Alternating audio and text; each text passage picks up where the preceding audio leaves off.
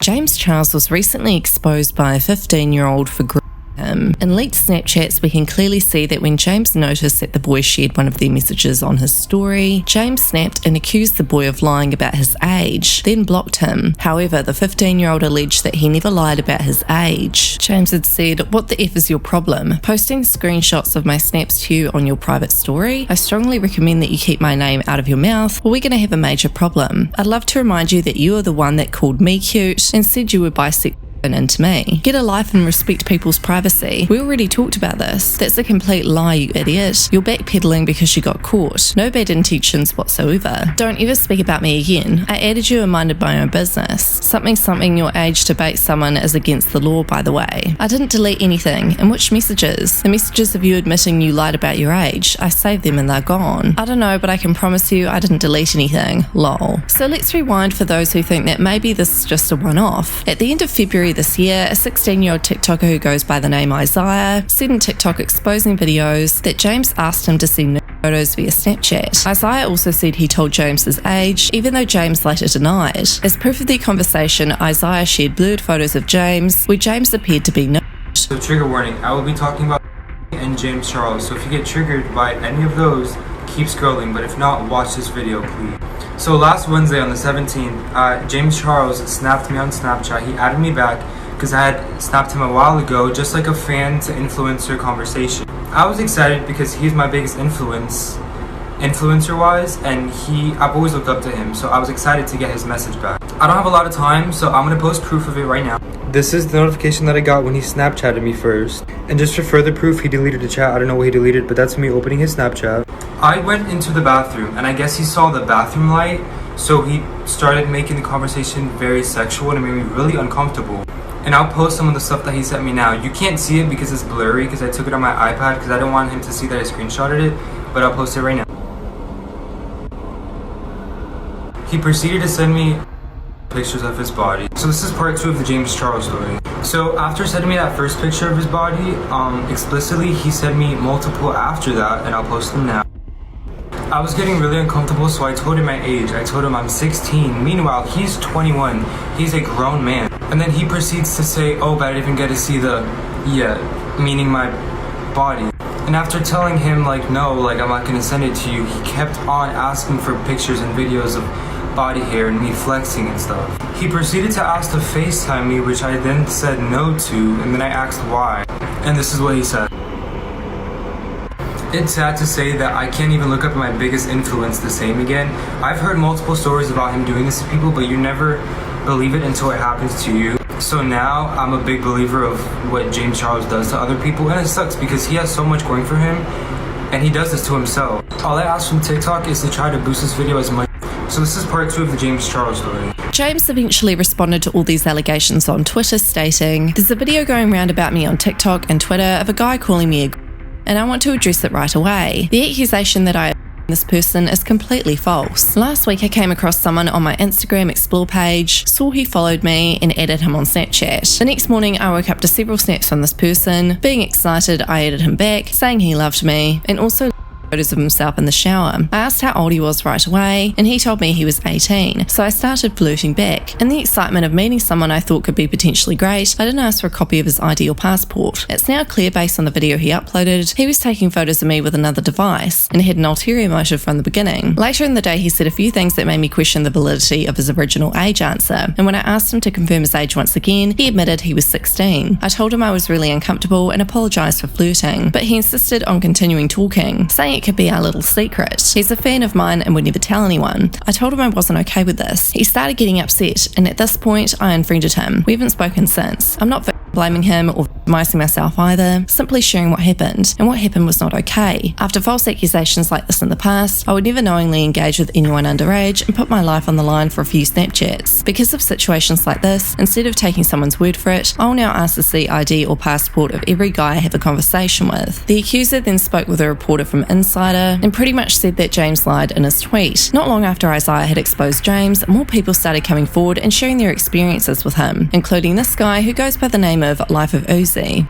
Alright guys, so I've decided that I want to talk about the incident, and I'm going to tell you guys the exact full story since a lot of you guys are coming at me and You guys seem very confused, so here's the full story. So basically, when James was getting cancelled for the whole Tati Westbrook and Sam Cooke situation, I decided to reach out to him via Instagram DMs. I don't vividly remember what I said to him, but I did say something like, if you need to talk to somebody, since you're experiencing all this, like, you can definitely talk to me about it. I also added that I was single. Anyway, so James responds to my DMs and he goes, he's not really looking for anything, but I'm cute. So I was like, okay, cool. As a normal person would do, I was like, here's my number if you change your mind. Then he told me to send a video of me introducing myself, so I did. So right after that, he asked me for my Snapchat and I gave it to him, so he added me. So basically, we started talking on Snapchat and it didn't seem like he had any weird intentions. Like, we were getting to know each other and he seemed pretty genuine and he was actually really nice, so I'm running out of time, so I'm gonna make a part 2, but yeah. Alright, so the first 2 days passed by, whatever, and the third day is where things started to get a little weird. Remember, he said that he wasn't looking for anything, right? So anyways, later on during that day, I went to the gym, and I posted a snap of me flexing, and he responded to my story saying daddy and babe. So I was like, I found it a little odd that he started calling me baby and daddy, because it's like, you don't call your friends that, right? Anyways, I slid that under the rug and I was like, you know what, like, I don't care. Because I was looking to talk to somebody, so he called me that and I was like, yay, like, he likes me. So anyways, my best friend comes and she picks me up and she goes, oh, let's go to the bar. So I was like, okay. And if you ask her, she'll literally tell you I was glued to my phone the whole time. We're having some life conversations and my best friend was getting mad because she's like, oh, you're supposed to be spending time with me, not talking to James. So after my best friend got upset with me, she decided to drive me home and me and James just continued talking. I'm gonna do a part 3 because I'm running out of time. Anyways, my manager gives me a call and she tells me she wants me to come to work. So I go to work for like a few hours and I come home around 2:45 a.m. And then I realized that I forgot to respond to James' messages. So I was like, oh, I messaged him. We're having a conversation on Snap and he starts getting a little flirty and I was like, let's just take it slow, but obviously he didn't want it. Anyways, he goes, send me a shirtless picture and I was like, okay, whatever, I don't care because I post that shit on my story, you know? So then he starts going, oh, send me pictures of your boxers, show me what you're wearing. And then he goes, let me see your armpits. And I was like, what? I didn't want to lose the opportunity to talk to him, so I just did what he said because, like, I was still shocked that he messaged me, you know? So anyways, he screenshots a photo that I sent him and I was like, yo, why are you cutting my shit? And he goes, oh, it's not like I'm going to do anything with it. And I'm like, if you're not going to do anything with it, why are you screenshotting it? So anyways, things started to get really weird because he said he asked me for pics of this thing over here. And I was like, what the f*** do I do? Like, do I send it? I didn't know what to do. I know a lot of you guys were saying, oh, like, you could have blocked him, blah, blah, blah. But the thing is, like, when you're talking to somebody that you look up to, it's not as easy to do so. I did mention to him that I suffer from anxiety, depression, and that I said I came out of a very toxic relationship. He didn't seem to give a shit about that, and I feel like his biggest concern was how big mine was. Anyways, after sending him a couple Snapchats, he started to question my confidence because I wouldn't send him a specific video that he wanted. After feeling uncomfortable, I did tell him that I wasn't going to send it, and he started to question my confidence, which I find very, very disrespectful. It's like, you should never question somebody's confidence because that could, honestly, I'm not going to lie, that specific thing that he said to me did kind of mess up my confidence. So a lot of you guys are forgetting the fact that I said, like I mentioned to him that I have anxiety. I told him I got out of a toxic relationship, and I even told him that I had depression. So he knew I was vulnerable. So obviously my vulnerable ass, I had to go with whatever he said because I didn't know what to do. I honestly didn't know what to do. I was so confused. I didn't know what to do. So at this point, I did start to suspect that he was using me for my nudes because going back to the me being vulnerable and me being in a toxic relationship, he didn't care about that. And I told him about my anxiety too, and he didn't care. So anyways, I started to feel like he was using me, and I was like, you know what, I'm going to document this shit because if I talk to anybody about it, they're not going to believe me. They're going to say you're lying. So for you guys that are saying I'm clout chasing, if I was clout chasing, I would have documented every conversation we had. Since we're running out of time, I'm going to create a part 6. I'm going to connect the puzzles for you guys because you guys are all confused. But I will prove to you guys right now that I didn't delete any messages. If you pause over here, it says 3:56 a.m., okay? So anyways, I'm just sitting there and I'm just really, really anxious and scared. And then he decides to video call me. As you can see, just wait. See, he video calls me. So after our call ended, and as you can see on the top, it says 3:59 a.m.